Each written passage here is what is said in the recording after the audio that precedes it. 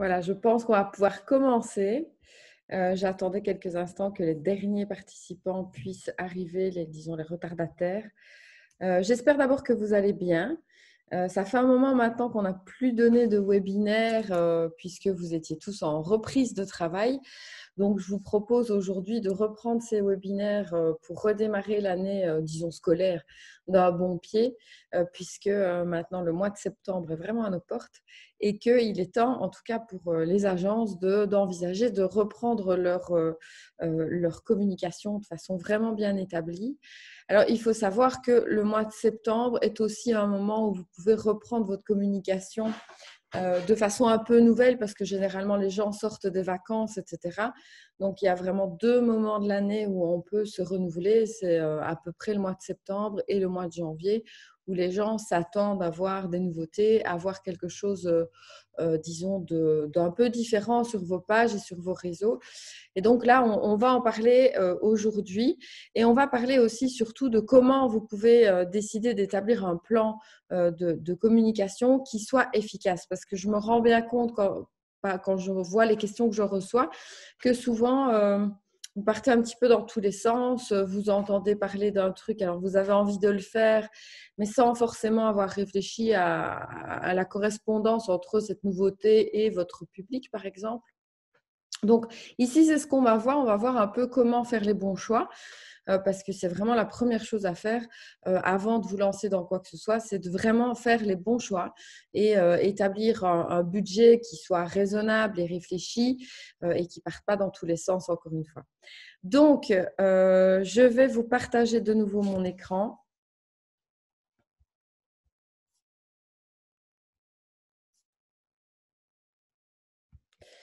Alors, c'est parti donc.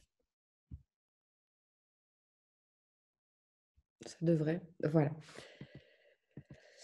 Alors, on va dire que j'ai considéré qu'il y avait beaucoup de gens qui avaient suivi les webinaires que j'avais donnés durant le confinement.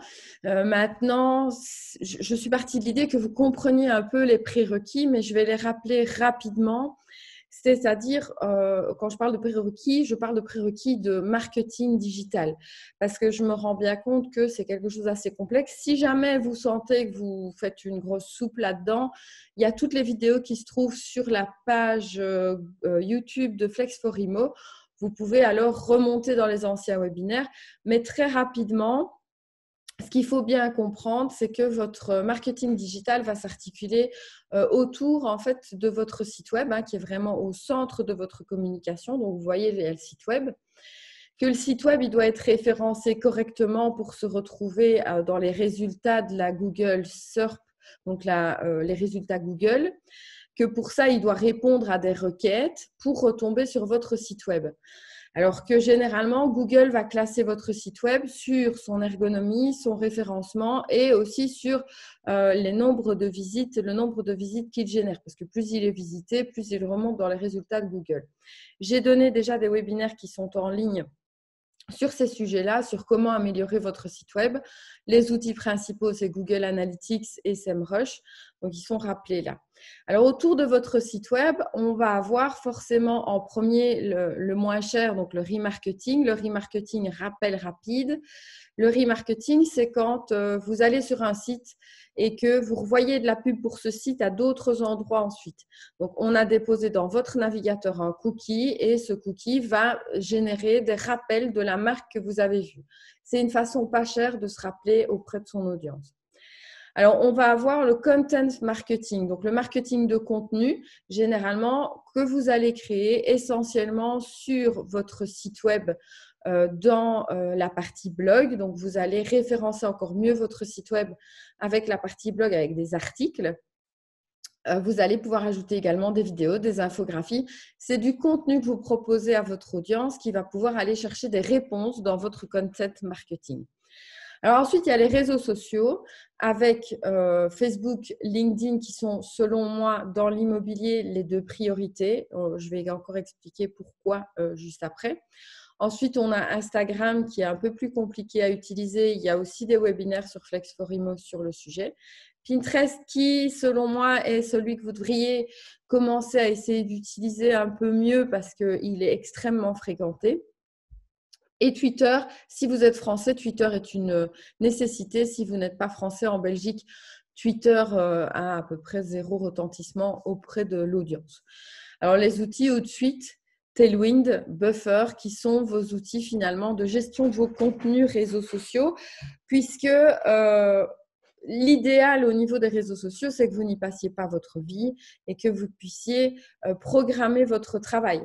Donc, que vous puissiez, par exemple, vous dire, OK, le jour le moins fréquenté où j'ai le moins de clients qui appellent, je ne sais pas, moi, admettons que ce soit le vendredi après-midi, par exemple. Souvent, en tout cas, nous, dans le marketing, on a beaucoup moins d'appels le vendredi après-midi. Vous pourriez décider le vendredi après-midi ou le jour où vous êtes le moins occupé, de consacrer votre après-midi à la création de vos contenus pour tous vos réseaux sociaux que vous publiez pour toute la semaine ou pour tout le mois suivant. Alors, on a également Google My Business qui est central. Ces derniers temps, j'essaie d'attirer l'attention des agences immobilières sur Google My Business qui ne semblent pas vraiment bien percuter l'importance de ce Google My Business qui peut générer vraiment un nombre de découvertes de votre agence qui est assez phénoménal pour un investissement finalement qui est très très bas puisque c'est un investissement simplement de connaissances et un investissement de temps en fait simplement. Et ensuite, bien sûr, tout ça doit créer le centre de votre travail, c'est-à-dire votre base de données. Votre base de données qui doit être stockée sur un logiciel immobilier. J'ai encore quelques clients qui ont essayé de faire ça un peu solo avec leurs outils personnels. Ça sera moins efficace qu'avec un logiciel immobilier qui est prévu pour, par définition. Et donc, votre base de données, vous allez l'entretenir par un roulement de mailing, de newsletter et d'appels téléphoniques puisqu'il ne faut pas laisser dormir une base de données. Une base de données, c'est votre clientèle quotidienne et il y a vraiment des possibilités pour l'entretenir sans finalement que ce soit un travail auquel vous dépensez en permanence. Ça peut aussi être créé sous forme de tunnel. Un client entre dans votre base de données par un point et ça va générer telle réaction dans votre outil de mailing qui va lui envoyer ceci d'abord. S'il ouvre le mail, il va recevoir ensuite ceci. S'il n'a pas ouvert le mail, il va recevoir ensuite ceci, etc., etc. Il va y avoir des réactions en fonction de comment l'utilisateur a réagi à votre mail précédent. Donc ça, c'est vraiment, en gros, vraiment le squelette de la communication digitale. Alors, en premier, et c'est l'étape que la plupart des agences oublient, c'est le fait de penser à définir des objectifs. Généralement, quand on me consulte, on m'appelle en me disant salut, alors voilà, j'ai autant de budget, j'aimerais bien de la communication digitale. Et je dis OK, dans quel objectif? Et généralement, on me dit avoir plus de clients. C'est très vague, ça. Définir des objectifs, c'est aller beaucoup plus loin. Donc, qu'est-ce que vous devez faire? C'est vraiment vous poser les bonnes questions. C'est-à-dire, en tout premier, vous devez, parce que ce sont les questions que je pose en rendez-vous client, c'est d'abord combien de leads vous avez eu durant la dernière période, disons durant les 6 derniers mois ou durant la dernière année. Donc, combien de leads, c'est-à-dire combien d'appels de personnes que vous ne connaissiez pas ou combien de contacts clients vous avez reçus sur les 6 derniers mois ou sur la dernière année et vraiment combien de demandes en fait d'estimation vous avez eues sur la dernière période. Ça peut être très vague, mais on peut quand même avoir un ordre d'idée. Ensuite, vous allez devoir évaluer combien de ces demandes se sont transformées en mandats, puisque les demandes d'estimation, c'est bien joli, mais vous devez aussi savoir quel est votre taux de transformation finalement. Parce que on a par exemple des agences auxquelles on donne 200 leads, par exemple, et certaines agences vont transformer hors de ces 200 leads, 150 vont devenir des mandats.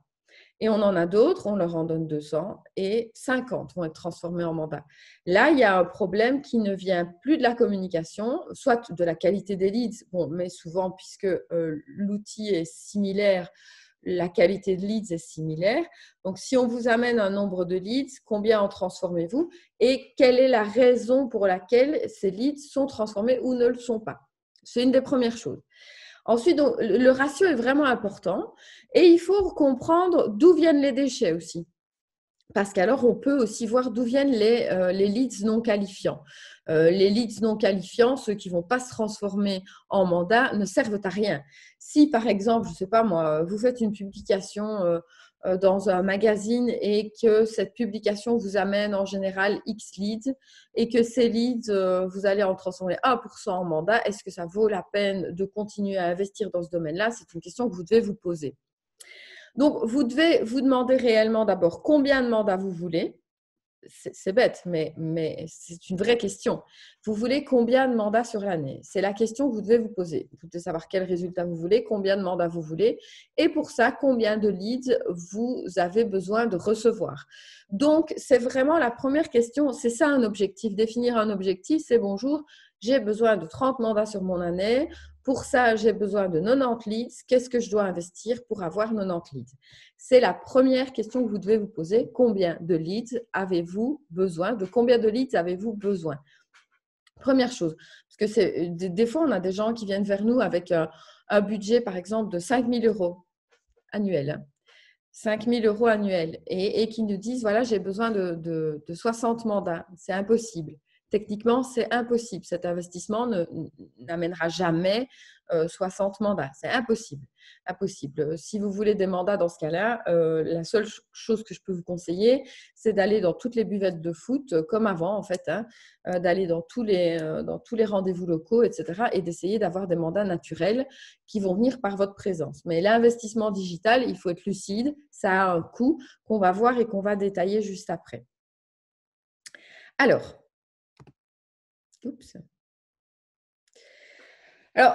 souvent, on me dit, oui, non, mais ça va, j'ai pas besoin d'avoir des objectifs précis. Ok, bon, non, faux. C'est complètement faux parce que, en fait, ni vous, ni nous, ni la personne qui travaille pour vous en communication ne sait où elle va.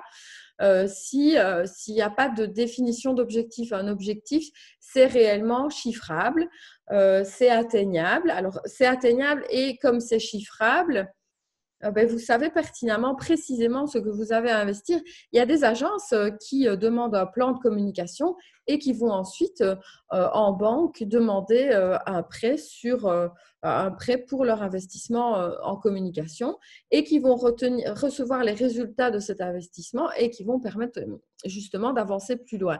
Par contre, ne pas du tout savoir jusqu'où vous voulez aller et vers où vous voulez aller, forcément, ça ne va pas vous permettre d'avoir un marketing qui sera établi de façon efficace. D'autant que moins vous savez ce que vous voulez, plus vous allez investir du marketing un peu partout, dans l'espoir que ça donne vaguement quelque chose. Résultat, vous allez investir dans des choses où vous n'avez aucun contrôle, vous ne savez pas si ça a donné quelque chose, vous ne savez pas si vous avez eu des leads, vous ne savez rien. Ça vous évite aussi des pertes de temps parce que, par exemple, investir dans Instagram, pour moi, est un non-sens à moins que vous n'ayez un investissement marketing très, très important. Et alors, c'est le bonus Instagram, en fait. Donc, investir dans Instagram va vous rapporter tellement peu de leads par rapport à l'investissement de temps nécessaire que finalement, si vous le faites pour le faire sans y avoir réfléchi, sans avoir réfléchi précisément à l'objectif que vous voulez atteindre avec Instagram, vous n'irez nulle part et ça ne servira à rien. Alors, ça va vous permettre également de voir des résultats croissants, d'avoir fixé des objectifs, puisque si vous avez des objectifs très précis, vous allez pouvoir les atteindre en investissant au bon endroit dans la chose qui vous rapporte réellement des leads. Et ça, c'est vraiment crucial. Vous devriez donc lister précisément ce qui vous amène des cibles, des leads. Alors, pour définir votre cible, ça aussi, quand je demande dans une agence, et vous, c'est quoi votre cible? La plupart du temps, alors j'ai des réponses, mais au plus vague. Hein, oh, c'est un peu tout. C'est un peu tout, d'accord. C'est le Grand Bruxelles. C'est le Grand Bruxelles, d'accord. On va voir à quel point ça n'a pas de sens. Ou bien, oh, on fait, oui, les maisons moyennes, mais aussi les appartements. On fait aussi un peu de luxe, hein, et je fais aussi un peu de promotion. Ok, d'accord. Donc, il n'y a pas de cible, en fait. Il n'y a pas de cible déterminée. Alors, en fait, vous devez pourtant vous brancher réellement sur une cible précise. Je vais m'expliquer plus précisément. Vous devriez, si par exemple, vous allez dans votre logiciel immobilier et vous prenez vos 100 dernières transactions. Je prends pour une agence qui fait aller 60 biens l'année peut-être. Donc, vous prenez vos 100 dernières transactions. Si vous êtes plus petit, vous pouvez prendre vos 30 dernières transactions. Essayez de regarder quelle est la tranche tarifaire et quels sont les types de biens que vous vendez sur votre panel de biens vendus. Pourquoi est-ce que c'est important? Parce qu'en fait, plus vous avez publié un certain type de biens, plus votre audience s'est précisée et est devenue une audience qui a besoin de ce type de biens. Je prends un exemple d'une agence pour laquelle je travaille qui fait des biens plutôt petit budget. À votre avis, quelle est la réaction du public quand on arrive avec un bien à 800 000 euros? La réaction, elle est négative parce que les gens vont simplement dire ouais, il faudra gagner au loto, ouais, c'est beaucoup trop cher, mais quelle honte, ça c'est pour les riches. Forcément, le public qui a été entretenu et créé sur cette page et sur les réseaux sociaux de cette agence-là, c'est un public qui a un budget précis et qui va avoir les réactions de ce budget. Par contre, je travaille avec une autre agence qui ne fait que du luxe, qui va, elle, poster le même bien. Et là, les réactions, ça va être « Waouh, c'est merveilleux ». Et là, ça va être aussi quand on aura gagné au loto, parce qu'il y a aussi tout un public qui est sur cette page pour rêver, mais qui ne va pas accuser cette page de lui avoir proposé un bien qui n'est pas dans ses budgets, puisque c'est le but même de cette page. Donc, ce qu'on va bien comprendre avec ça aussi, c'est que forcément, le bien à 800 000 euros, il va demander un investissement en temps, il va demander un investissement en gestion, il va demander un investissement ne serait-ce qu'aussi en retour client et il va en plus avoir un impact sur votre réputation. Vous vendez lentement d'après ce vendeur-là. Vous ne vendez pas vite. Alors que si vous restez dans votre base vraiment de travail, vous vendez vite en règle générale. Ça veut dire que ce bien vous aura coûté une fortune pour finalement probablement pas le vendre en plus, rendre votre réputation moins bonne que d'ordinaire. Donc, l'un dans l'autre, dès que vous sortez de votre cible, vous allez générer moins de résultats et en tout cas un résultat négatif au niveau de la notoriété. Donc, il y a cette chose-là. Ou alors, vous êtes par exemple spécialisé dans les appartements et les maisons, et puis subitement, vous rentrez un immeuble de rapport qui coûte très cher. Or, vous n'avez aucun investisseur ou presque dans votre base de données. Encore une fois, c'est un bien que vous rentrez qui va vous demander trop de temps, etc., etc. Mais ça veut dire aussi que c'est un bien dans lequel, en marketing, ça ne sert à rien d'investir parce que vous n'allez rien en sortir. Vous devez aussi savoir du coup quels sont les biens que vous n'arrivez pas à vendre. Donc pour moi, n'importe quelle agence devrait avoir précisément un Excel, on va dire, qui étudie ces biens et qui va dire ok, donc quand je rentre ce type de bien-là dans ce budget-là, j'arrive pas à le vendre. Je le garde 6 mois, 1 an, je nuis dans ma notoriété. J'ai perdu du temps sur le boulot, j'ai rien fait d'efficace là-dedans. Donc, ce que vous pouvez faire, parce qu'on est bien d'accord que quand vous recevez un lead pour un type de bien que vous ne vendez pas, vous dites rarement non, évidemment. Moi, ce que je vous conseille, c'est d'avoir un partenaire qui vend ce type de bien et de lui refiler ce type de bien parce que finalement, vous ne le vendrez pas. Le temps perdu ne sert à rien. Le temps perdu, c'est du temps que vous ne rattraperez quand même pas. Donc, l'idéal, c'est d'avoir un partenaire avec vous qui vend ce type de bien. Par contre, si vous êtes une énorme agence, admettons, qui est spécialisée dans les biens de luxe, fort bien, et vous recevez des biens par moment qui sont moins luxueux. Alors, bon, vous ne pouvez pas dire non parce que, bon, la commission vous intéresse quand même, ma foi, ok, je peux l'entendre. Par contre, est-ce que vous devez communiquer sur ce type de bien qui n'est pas dans votre cible habituelle sur vos réseaux sociaux que vous avez construit pour le luxe? Non. Pourquoi? Parce que c'est courir le risque de perdre votre audience dans votre cible précise. Vous allez perdre l'objectif précis de votre communication. Donc, dans ce cas-là, je vous conseille de faire, du moins sur les réseaux sociaux, une seconde page où vous auriez, par exemple, votre gamme luxe et votre gamme traditionnelle, on va dire. Là, au moins, les gens s'attendent à ce qu'ils vont trouver sur vos pages et au moins, votre communication ne perd pas son sens quand c'est comme ça.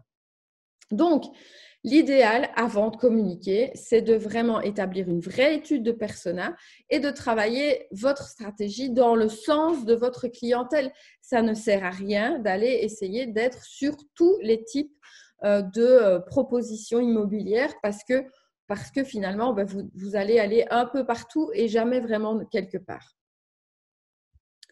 Alors, définir un budget, c'est le bas qui blesse en règle générale. Je vais boire un coup du coup. Parce qu'en fait, souvent, pardonnez-moi de vous le dire, vous êtes souvent à côté de la plaque. C'est-à-dire que vous ne comprenez pas réellement comment un budget est utilisé sur les réseaux sociaux. Et donc là, je vais essayer de vous expliquer clairement comment vous allez pouvoir définir de façon raisonnable votre budget. Donc d'abord, il faut penser que les réseaux sociaux, c'est aussi un investissement de temps. L'investissement de temps, le temps, c'est de l'argent, etc., etc. Donc, si vous embauchez quelqu'un, il va vous coûter du temps. Donc, ce n'est pas à négliger non plus. Donc, ce que vous voulez faire sur les réseaux sociaux va forcément vous coûter du temps en personnel. Et vous allez avoir forcément, en plus, ce personnel, il va falloir lui donner un budget d'achat. Parce que toute création sur les réseaux sociaux où vous n'investissez pas de l'argent n'est pas vue, tout simplement. Donc, ça ne sert à rien. Alors, vous avez plusieurs solutions au niveau de la main-d'œuvre. Un stagiaire. Le stagiaire, croyez-moi, il faut lui offrir de la formation qui va avec, parce qu'un stagiaire n'est quand même pas formé pour faire du marketing et peut faire plus de mal que de bien. Vous pouvez essayer de trouver un employé très multitâche. Bon, avec les risques financiers, je veux dire par là, imaginons que vous ayez un employé en communication hyper multitâche qui va faire un peu tout et que cet employé est malade demain, votre communication s'effondre. Donc, il y a quand même ce risque-là et ça ne peut pas être refourgué du jour au lendemain à quelqu'un d'autre forcément parce que la communication est existante. Vous avez la solution de prendre des sous-traitants disparates. Donc, vous allez prendre un graphiste d'un côté, un programmeur d'un autre, un spécialiste du SEA, donc des achats d'un côté, un créateur de contenu, un photographe, un vidéaste, etc. Et ensuite, vous allez espérer que ces gens puissent avoir une entente cordiale entre eux pour créer une émulation sur vos réseaux sociaux. Ou alors, vous pouvez rejoindre un groupe immobilier qui a une agence interne généralement. Je pense par exemple à WeInvest qui, eux, ont vraiment une agence de marketing interne et des sous-traitants. Ben, eux vont vous nourrir en communication, forcément. Donc là, vous n'avez pas de souci de personnel malade puisqu'ils sont supposés résoudre ce problème. Vous n'avez pas le problème non plus de devoir penser à tout puisque en principe, ils pensent à une grande partie pour vous, etc. Ou alors, vous travaillez avec une agence avec le gros défaut de l'agence, c'est le coût puisque vous n'avez affaire dans ce cas-là qu'à des professionnels qui coûtent cher et qui coûtent cher à l'agence par définition. Ce sont les différentes solutions au niveau de la main-d'œuvre. Alors, le truc, c'est que le grand problème que je rencontre le plus souvent, c'est que vous n'êtes pas réaliste parce que comme vous ne comprenez pas comment ça fonctionne, forcément, vous n'êtes pas réaliste. Et on va démontrer comment. C'est-à-dire que vous devez déterminer chaque fois, je commence mes entretiens avec aussi, OK, maintenant, une fois qu'on a votre cible un petit peu, etc., quelle est la région sur laquelle vous voulez travailler ? Et là, les 3/4 du temps, les gens veulent travailler sur 50 000 zones, beaucoup. Donc, je vous dis, j'ai souvent le Grand Bruxelles. Et vous avez combien de budget par mois, par exemple ? 300. Je vais vous montrer exactement pourquoi je dis impossible. Et on va voir comment il faut faire justement pour bien travailler votre budget. Donc, il faut comprendre la première chose, c'est qu'une personne voit une pub de vous une fois. C'est bien joli. Mais il lui faut 13 fois, selon les études, il faut entendre parler de vous 13 fois sur 13 canaux différents ou sur le même canal, on s'en fout. Il faut entendre parler de vous 13 fois pour retenir votre existence et donc penser éventuellement à faire appel à vous ultérieurement. Si vous ne pouvez pas toucher les gens 13 fois, ça ne sert à rien. On est bien d'accord, puisque vous n'allez pas rester dans leur esprit.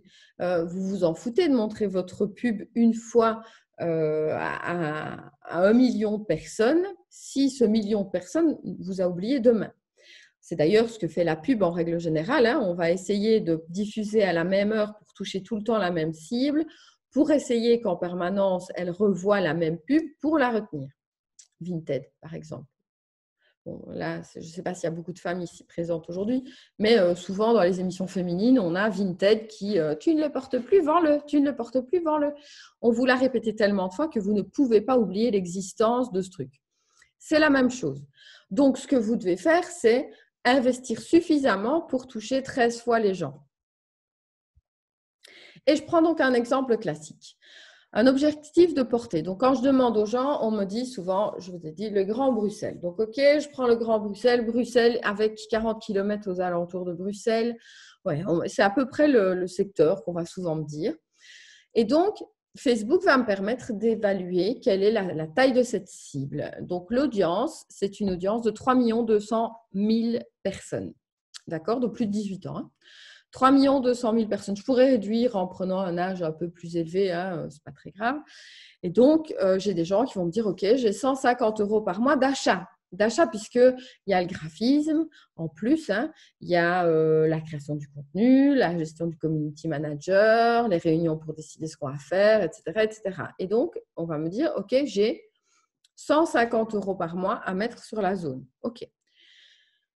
150 € par mois, c'est 10 000 personnes atteintes une fois par jour. Donc, 300 000 sur le mois vont voir la pub une fois.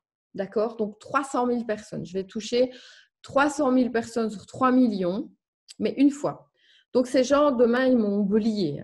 Donc, en gros, j'ai pris tout le temps de création du travail, donc toute la main-d'œuvre, et j'ai pris 150 €, je les ai pris et je les ai mis à la poubelle parce que ça n'a servi absolument à rien.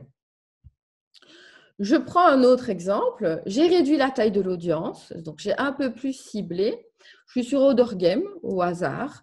J'ai 280 000 personnes de plus de 18 ans cette fois. Je continue à mettre 150 € par mois. Je vais avoir 300 000 personnes qui vont voir la pub une fois sur le mois. Donc là, j'aurai touché toute la cible une fois. Si je le fais tous les mois, il y a un moment où la cible m'aura vu 13 fois. Là, on est déjà dans quelque chose de plus sensé, de plus raisonnable, de plus envisageable. Par contre, vous voir une fois par mois n'est pas un gage de rétention de l'information immédiate non plus. Donc, l'idéal serait d'avoir touché ces gens 3-4 fois. Donc, je fais 150 fois 3. Allez, je mettrais 500 € par mois pour toucher la même cible. Là, elle aurait entendu parler de moi peut-être 3 ou 4 fois. Là, on arrive dans des résultats plus logiques. Donc, 3-4 fois, elle entend parler de vous. Vous le faites 3 mois. Vous investissez vos 500 € d'achat pendant 3-4 mois. Vous arrivez à avoir touché l'audience 13 ou 14 fois sur vos 3 mois. Et donc là, vous arrivez à un résultat qui a une utilité et qui a un impact. J'espère que je suis plus ou moins claire. Je regarde s'il n'y a pas de questions en même temps. Non, ça va. Donc là, on est vraiment dans une réflexion chiffrée. Moi, généralement, quand je travaille pour un client, je vais faire une étude par les spécialistes en SEA qui vont me proposer 3 ou 4 solutions différentes en répercutant mieux le budget et je vais en discuter avec mes clients et je vais essayer d'arriver au meilleur résultat. Par contre, soyons très clairs, la plupart du temps, quand je vois que je vais toucher un dixième de la population que le client veut que je vise, les 3/4 du temps, je refuse de travailler pour le client parce que ça ne sert absolument à rien dans ce cas-là. Donc, je vous coûte pour rien. Et la plupart du temps, c'est ce que vous faites. Hein. Vous avez un stagiaire qui n'y connaît rien, qui va vous faire investir de l'argent de cette façon précédente, etc. Et vous n'aurez mais aucun résultat, aucun. Donc, le stagiaire vous a vaguement coûté, les achats vous ont coûté, vous avez peut-être fait appel à un graphiste en plus. Tout ça n'a servi à rien. Alors, un autre exemple, ici, ben là, je mets 1 000 € par mois, je touche 60 000 personnes par jour, toujours sur Odergame, et toute la cible peut être atteinte 6 fois.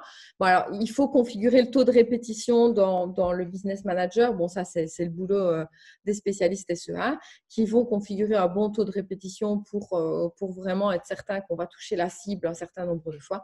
Et là, on arrive à avoir un résultat. Bon, on est à 1 000 € par mois. Ça veut dire que je touche la cible en très peu de temps. Hein. En 2 mois, tout le monde a entendu parler de vous 12 fois. Donc, vous imaginez bien que forcément, là, les gens, ils connaissent votre agence. C'est une méga grosse campagne qui fait pouf d'un coup et qui va faire connaître votre agence sur 2 mois à toute la population visée sur un petit périmètre, naturellement. Alors, ça va coûter autrement si on est dans d'autres régions. Évidemment, quand je vais dans les Ardennes, on ne va pas chiffrer de la même façon parce que la densité de la population n'est pas la même. On va vraiment devoir aller vers d'autres façons de chiffrer. C'est une étude spéciale pour chaque cible visée, naturellement. Alors, donc la grosse morale de la chose, c'est que plus votre budget est petit, plus votre zone doit être petite. C'est en ça d'ailleurs, de toute façon, qu'on dit toujours aux agents immobiliers, vous êtes locaux. Laissez la communication sur toute une capitale à un groupe immobilier.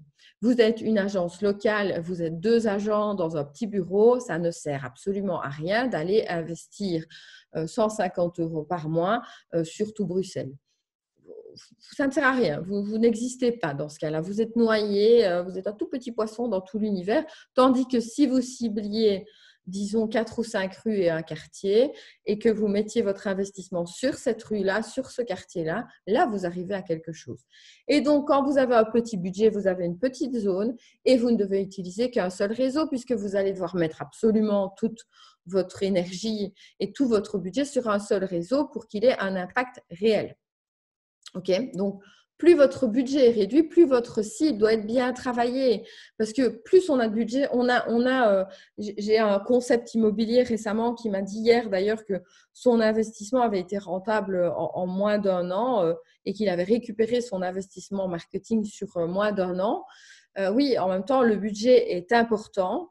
On parle de plusieurs milliers d'euros par mois sur la zone de Bruxelles. Et forcément, là, on balance en fait. On balance. On n'a pas trop à se poser la question de vraiment cibler au mieux et d'être vraiment plus impactant, puisque là, on va avoir un taux de répétition facile avec une communication qui est répétitive. Donc, moins de main-d'œuvre, plus d'achats dans ce cas-là. Et hop, on fait vraiment un résultat assez aisé. Si vous faites un petit budget sur une grande zone, vous n'aurez pas de résultat. Alors, donc, essayez de bien rester sur un seul vecteur publicitaire au niveau des réseaux sociaux, en dehors des portails. Les portails, évidemment, restent la première chose, puisque les portails vous permettent de vendre. Les réseaux sociaux vont vous permettre d'avoir des mandats, mais les portails sont là pour vous aider à vendre. La seule chose qui compte, donc, c'est la répétition. Donc, à bien retenir, il faut arrêter de vouloir être partout sur les réseaux sociaux. Vous n'en avez pas forcément le pouvoir. Si vous voulez être partout, vous devez investir, c'est-à-dire que vous devez avoir un budget. Je l'ai expliqué encore récemment à un client qui finalement m'a demandé de faire un plan de com, est allé dans une banque en leur disant « voilà, j'ai besoin de faire cet investissement parce que sinon, je ne serai pas connu là où je veux être connu ». C'est une des seules solutions. Si vous n'investissez pas, ça ne sert à rien de vouloir être dans une grande zone. Ce n'est pas possible. Et surtout, tenez-vous au courant en permanence des résultats effectifs de vos campagnes, c'est-à-dire qu'on ne fait pas des campagnes comme ça sans connaître les résultats. Il y a plein de fois où je demande quand j'arrive, OK, quelle a été votre dernière campagne? Et on me montre la dernière pub. Je dis, OK, ça vous a rapporté quoi? Et j'ai aucune réponse. Combien de visites de votre site web? Pas de réponse non plus. Donc, on ne sait pas ce que ça a donné. Donc, faire des campagnes tests, c'est très important. Par exemple, ce qu'on a fait l'année passée, nous, on a fait plein de tests pour nos clients sur les magazines papier. Qu'est-ce qu'on a fait pour ça? On a mis un numéro de téléphone spécial à l'agence pour pouvoir repérer les appels qui venaient de ces publicités sur les prints, donc dans les magazines papier, les magazines gratuits la plupart du temps. Ou alors, on a fait des promos du genre on vous offre un reportage drone, machin, si vous mentionnez le nom du magazine. Et donc, on n'a eu absolument aucun retour. Ce qui veut dire que dans les agences où on gère tout l'investissement marketing, on a carrément supprimé le print. Après 6 mois de test, pas un seul appel, pas un seul retour. Dans celle-là, on a retiré le print. On a eu une agence qui a eu quelques résultats, qui est une agence qui a finalement une population un peu plus âgée et donc dans une région un peu plus reculée, on va dire. Là, les habitudes du print sont toujours là, mais pour la plupart dans les villes, ce n'est plus le cas. Donc, ça sert à ça de faire du testing. Faire des campagnes, ça sert à ça. Par moment, on fait un numéro spécial pour une pub pour voir si la pub est vue et sert à quelque chose. Ça nous permet d'avoir un vrai retour sur ce qu'on a fait. Alors, établir un plan qui tient à la route, c'est important aussi. Donc, il y a vraiment une bonne balance budgétaire à faire. Vous devez avoir un budget mensuel. Alors, je peux vous dire que ce que je vous conseille, et c'est le constat que je fais avec les agences avec lesquelles je travaille, elles investissent entre 10 à 30% de leur chiffre d'affaires annuel en communication. Il faut le savoir, les agences dont vous entendez parler le plus ce sont les agences qui investissent 30% de leur chiffre d'affaires. Ça peut paraître énorme, mais elles ne font que grandir. Donc, comme elles grandissent, forcément, l'investissement se récupère et se remet en balance tout seul. Donc, forcément, c'est un intérêt. Alors, dans quoi est-ce que vous devez investir en premier? Dans des outils informatiques fonctionnels. C'est-à-dire que avoir un site sur lequel on va et qui n'a pas de, de formulaire de contact efficace, qui n'a pas plusieurs formulaires de contact en fonction de la raison pour laquelle on vous contacte. Vous devez avoir un site qui fonctionne tout le temps, c'est-à-dire que tout le temps et partout. Vous avez mis une carte, elle ne va pas, ça vous fait perdre en crédibilité et ça vous fait perdre en points sur Google, donc dans le référencement gratuit finalement. Donc, première chose, des outils informatiques fonctionnels et un logiciel immobilier qui fonctionne bien, parce que généralement, votre site web ne va pas bien si votre logiciel immobilier ne va pas bien. Vous allez devoir ensuite investir obligatoirement dans les portails immobiliers puisque c'est là que vous allez vendre.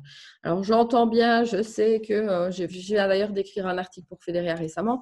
J'entends bien que vous en avez marre de payer ImoWeb, je comprends. Sauf que partout ou pour toutes les agences pour lesquelles je travaille, c'est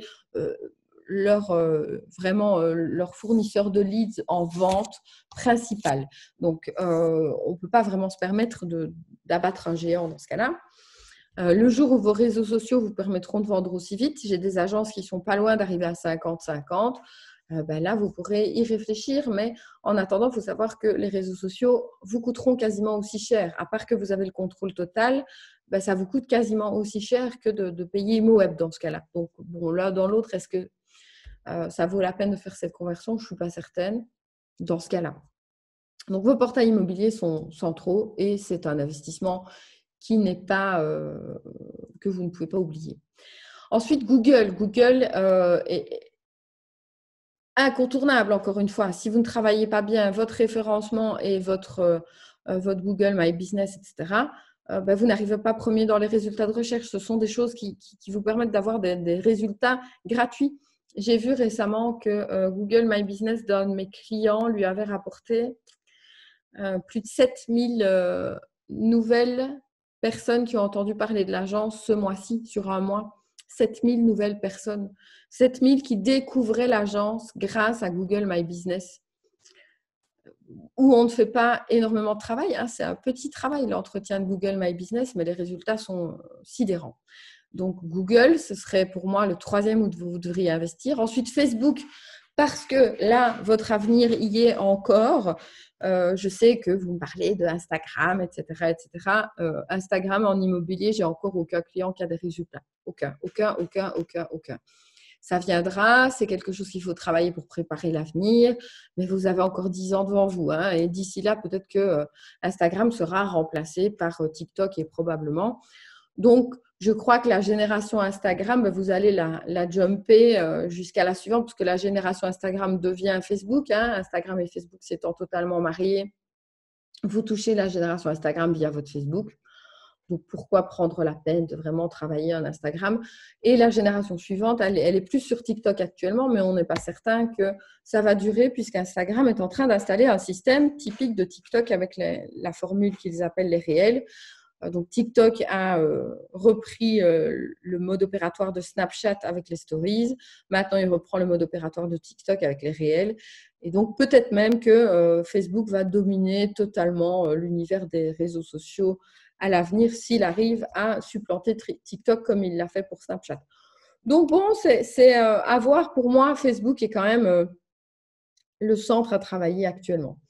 Donc, Facebook, dans lequel vous allez devoir quand même investir et pour créer du contenu sur Facebook, ça demande un investissement de temps qui n'est pas négligeable. J'aurais plutôt mis sur le même pied l'emailing marketing puisque l'email reste l'outil qui va le plus générer de l'activité. La preuve, par exemple, vous êtes tous au webinaire aujourd'hui essentiellement à cause du mailing, quelques-uns probablement suite à l'un ou l'autre post sur LinkedIn ou l'un ou l'autre post sur le groupe Flex for Imo. Mais donc, la plupart, c'est quand même à cause de l'email que vous êtes là. Donc, l'emailing, vous pourriez très bien vous faire connaître à votre audience en envoyant à toute votre base de données la proposition de faire un webinaire. Rien ne vous empêche de proposer un webinaire informatif comme je suis en train de le faire et d'apprendre à vos clients des détails qu'ils ignorent sur l'immobilier. Au moment où j'envisage de vendre ma maison, si on me proposait un webinaire, par exemple, sur quels sont les documents nécessaires à fournir lorsqu'on vend une maison, il est probable que si je recevais cette proposition par mail, je suivrais probablement le webinaire, j'apprendrai à connaître l'agent immobilier qui est derrière et le jour où j'ai besoin d'aide, à votre avis, à qui je vais penser? C'est une création de contenu également. Alors, les prints et les goodies, c'est très bien. Hein, je sais que vous aimez bien distribuer des bics et toute autre forme de goodies. Alors, n'investissez pas une fortune dans les goodies non plus. Hein, c'est pas pour ça. C'est pas parce que quelqu'un a votre bic qui va forcément vous appeler, puisque on va l'égarer, etc. Alors, quelque chose qui coûte pas cher, c'est très bien. J'ai vu encore récemment un de mes clients qui avait envoyé à énormément de clients un mug, mais le mug, il était vraiment, enfin, un mug estampillé d'une agence. Vous savez, au prix où coûtent les petits mugs sympas qu'on voit aujourd'hui, je ne pense pas que beaucoup de clients vont utiliser le mug aux couleurs de l'agence. Ou alors faites un super mug qui donne envie d'être gardé ad vitam parce qu'il est super tendance. Mais bon, là ici, c'était quand même un investissement important, plus l'envoi, etc., etc. Bon, je ne suis pas certaine que ce soit l'investissement de l'année. Et ensuite, en tout dernier, vous allez envisager d'autres dépenses. La sponsorisation, les sponsorisations locales, c'est très bien si c'est un deal win-win. Il faut vraiment que ça vous rapporte quelque chose. Instagram, les autres réseaux sociaux, ça, c'est si vous avez un gros budget en com, si vous pouvez vous le permettre. Passer dans une émission de radio ou de télé, si c'est gratuit, c'est bien. Si c'est pas gratuit et que ça vous coûte une fortune, réfléchissez-y à 2 fois, même si vous en avez très envie. Alors, avoir un site qui fait le job, c'est, comme je disais, la première chose qui compte à mon humble avis.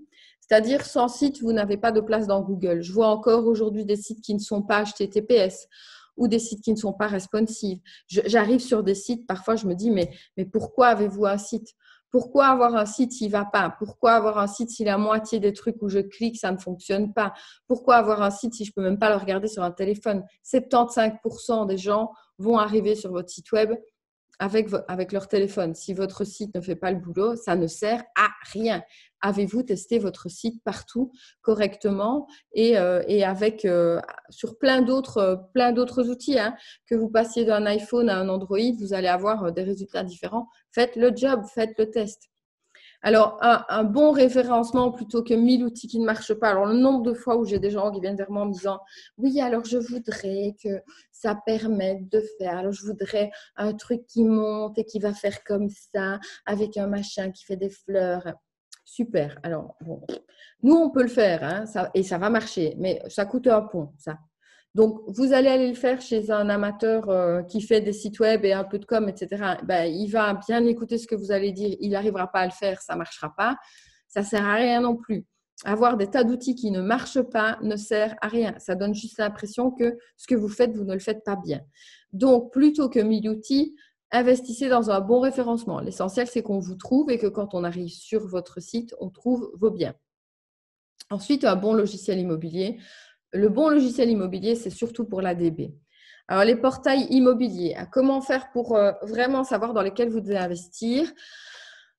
Chiffrer les résultats des portails immobiliers. C'est-à-dire, encore une fois, vous prenez votre logiciel immobilier, vous allez chercher les sources des contacts et vous allez voir combien de contacts chaque portail immobilier vous a rapporté. C'est dans vos outils de logiciel immobilier. Utilisez ça, vous allez voir qu'il y a peut-être l'un ou l'autre portail que vous pouvez laisser tomber parce que l'investissement ne vaut pas le coup et que parfois, il vaut peut-être mieux investir un peu plus sur celui qui vous rapporte le plus de leads plutôt qu'investir une fortune sur celui qui ne vous rapporte rien.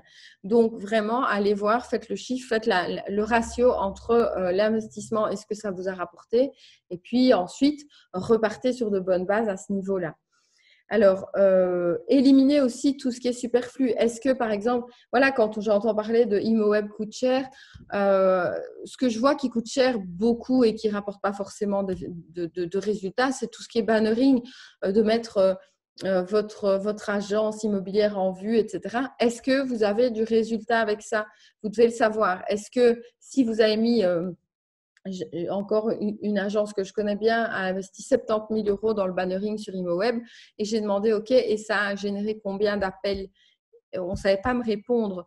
Donc, 70 000 € dans du bannering sans savoir si ça a rapporté quelque chose, ça mérite question quand même. Donc, posez-vous les bonnes questions. Qu'est-ce qui vous rapporte des résultats réellement et éliminez ce qui ne fonctionne pas. Au niveau de Google, demandez une étude de mots-clés. Donc, n'hésitez pas à demander au gestionnaire de votre marketing de vous dire, OK, c'est quoi les mots-clés qui marchent chez moi et quels sont les mots-clés qui fonctionnent chez mes concurrents. Et puis, vous allez travailler votre Google en fonction des mots-clés qui fonctionnent pour récupérer un peu chez votre concurrent aussi. Réévaluer tous les résultats et, comme je disais, miser sur Google My Business. Sur Facebook, c'est, comme je disais, le seul partenaire qui peut arriver au même résultat qu'ImoWeb, mais comme je disais, pour un investissement semblable.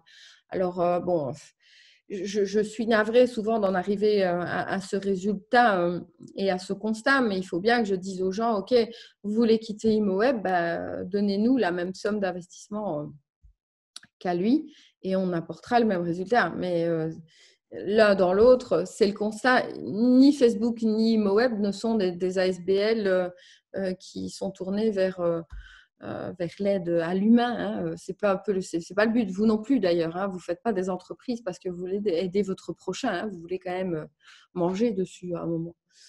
Mais par contre, Facebook vous permet d'avoir un meilleur contrôle de votre image, ce qu'ImoWeb ne permet pas du tout. Vous n'avez absolument aucun accès à montrer qui vous êtes et ce que vous faites de mieux, hormis dans la qualité de vos photos, de vos vidéos, etc. Alors, l'emailing marketing, il y a vraiment tout ce qui est tunnel de vente.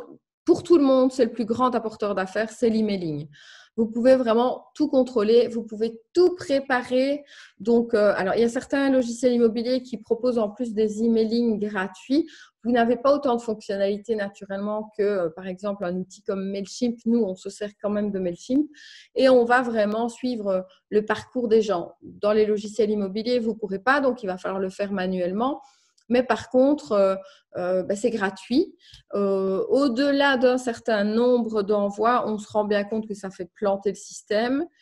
J'ai un client qui a une base de données de 70 000 contacts, ça fait planter le système. Alors, bien sûr, envoyer à 70 000 contacts sur Mailchimp, ça coûte environ, je dirais, dans les 800, 900, peut-être 1 000 €. Donc, bien sûr que la gratuité vaut le coup, mais c'est gratuit et donc ça a les résultats de la gratuité. C'est-à-dire que c'est pas parfait, c'est perfectible, mais en même temps, peut-on demander à quelqu'un qui travaille gratuitement de parfaire son travail? Je ne suis pas sûre.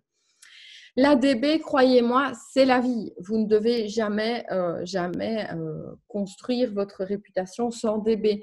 Donc, les plus petits clients avec lesquels on travaille ont une base de données d'au moins 10 000 personnes. Et ça va, je vous dis, allez, on a des clients qui ont peut-être 100 000 contacts dans leur base de données. C'est ce que vous devez avoir. Enfin, les 100 000, je ne dis pas, hein, mais vous devez avoir un grand nombre de contacts. Alors, quand on commence évidemment tout petit, mais une base de données peut grandir super vite. Il y a des trucs pour faire grandir une base de données. Bon, là, ce n'est pas le sujet du jour, mais par exemple, si vous veniez vers nous avec « OK, mon objectif, c'est de faire grandir ma base de données », on a des solutions. Et c'est un objectif tout à fait jouable. Au niveau des prints et des goodies, comme je vous ai dit, étudier les résultats.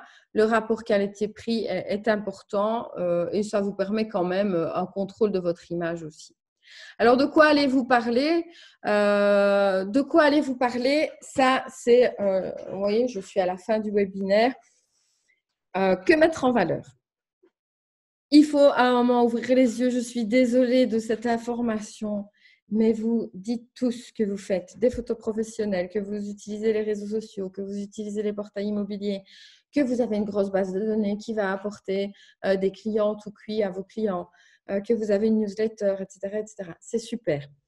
Vous dites tout ça, hein. Donc même ceux qui ne le font pas, même ceux qui font des photos avec leur iPhone vont dire oui, photo professionnelle.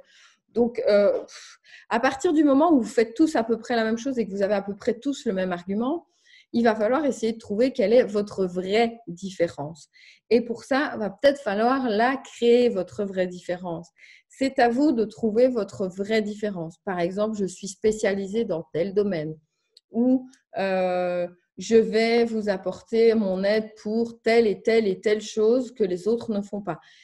Sachant qu'il faut quand même être clair là-dessus. Tout ce que vous allez faire, il n'y a pas de secret, ce sera copié. C'est comme ça. Nous, on travaille dans l'immobilier en communication depuis 10 ans.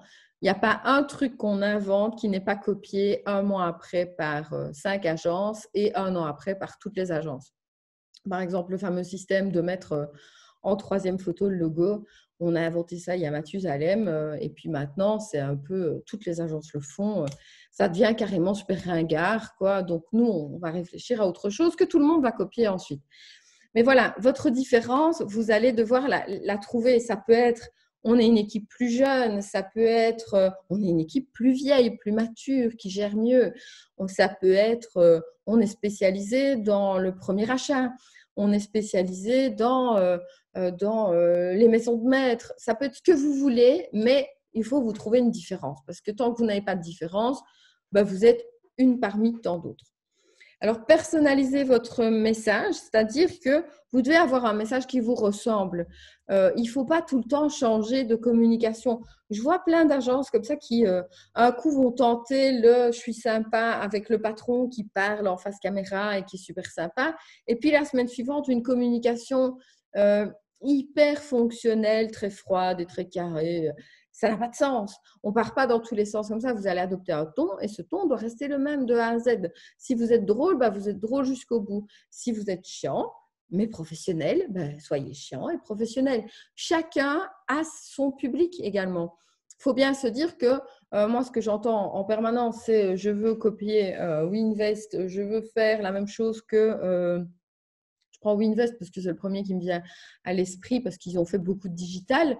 Ou alors, je veux la même chose que mon voisin, etc. Mais vous ne pouvez pas tous être dans le même créneau. À un moment, il y a de la place pour tout le monde, mais tout le monde doit avoir sa propre personnalité et tout le monde ne va pas avoir la même image. Sinon, finalement, personne n'en a si tout le monde a la même. Alors, pensez que ce que vous allez devoir mettre en avant également, de mon expérience qui est large au niveau de ce qui est réseaux sociaux pour l'immobilier, ce qui fonctionne le mieux, ce qui vous fera le plus grandir, ça reste ad vitam les postes de biens et les concours. Les concours doivent être bien choisis, mais par exemple, le dernier a fait grandir la page de l'agence de 800 personnes de la bonne région, puisqu'on a ciblé la bonne région. Donc voilà, en une semaine, 800 personnes de plus, c'est quand même pas mal. Il faut vous dire que les agences qui ont grandi comme ça, malgré tout, en grande partie. Voilà, j'arrive au bout de ce que j'avais à vous dire. Je vous rappelle que vous pouvez vous abonner au groupe Flex for Immo où on essaye réellement de vous donner régulièrement des tips et des petits tuyaux faciles. Même sur Google My Business, on essaie de vous expliquer comment faire. On essaye de vous dire comment bien utiliser les hashtags. En gros, tout ce que je vois de mal fait par les agents qui sont solo, j'essaye en règle générale de redonner vite fait un petit conseil. Je sais pas, je vois que vous mettez les hashtags n'importe comment, je vais faire un post pour vous dire attention, les hashtags, ça s'utilise comme ça. Donc, le groupe Flex for Immo, normalement, vous donne vraiment plein de petits tuyaux faciles. Abonnez-vous. N'oubliez pas de remplir les petites questions qui sont avec parce qu'il y a des gens que je n'accepte pas dans le groupe parce que je ne suis pas sûre qu'ils font partie de l'immobilier. Alors, dernière chose aussi, vous êtes assez nombreux à m'envoyer vos questions par écrit parce que vous ne voulez pas communiquer sur le groupe de façon publique. Alors, je comprends sans problème que, étant concurrents tous les uns avec les autres, vous n'avez pas envie de communiquer ouvertement sur le groupe. Bon, il n'y a pas de souci. Vous pouvez donc continuer à me contacter à cc@flexvision.be. et j'essaie de répondre aux questions le plus largement possible, plutôt sur le groupe justement, parce que généralement, si vous avez une question, il y en a d'autres que vous qui l'ont. Alors, je ne sais pas si vous avez encore des questions. Il reste 4 minutes à ce petit webinaire. Je pense que j'ai su me cadrer au niveau du temps. Si vous avez des questions, vous pouvez les écrire, mais je n'en vois pas actuellement, donc il n'y a pas de questions ouvertes, c'est que ça a été très clair. S'il y a des questions auxquelles vous aimeriez ou des sujets que vous aimeriez qu'on aborde dans les webinaires, on va continuer à en faire un par mois. Donc, profitez-en pour m'envoyer les questions justement que vous avez ou les thèmes de sujets que vous voudriez voir abordés, parce qu'on est là pour ça et on aimerait vraiment justement, on vous souhaite qu'une chose, c'est de grandir chacun, hein, puisqu'il y a quand même beaucoup de petites agences qui nous suivent et je sais qu'on n'est pas forcément abordable pour une agence qui se lance. Maintenant, voilà, on va essayer d'avoir des solutions pour les plus petites agences. On est en train de travailler dessus, mais on voudrait en tout cas, si on vous propose des solutions, qu'elles soient réellement efficaces plutôt que de vous proposer des trucs qui ne vous serviraient à rien. Donc voilà. Écoutez, je pense qu'on va pouvoir en rester là. Il va être midi. Je vous souhaite de bien manger et de passer un excellent vendredi. On se retrouve donc le mois prochain et n'oubliez pas de vous abonner à Flex4Imo pour connaître la date du prochain webinaire. À bientôt.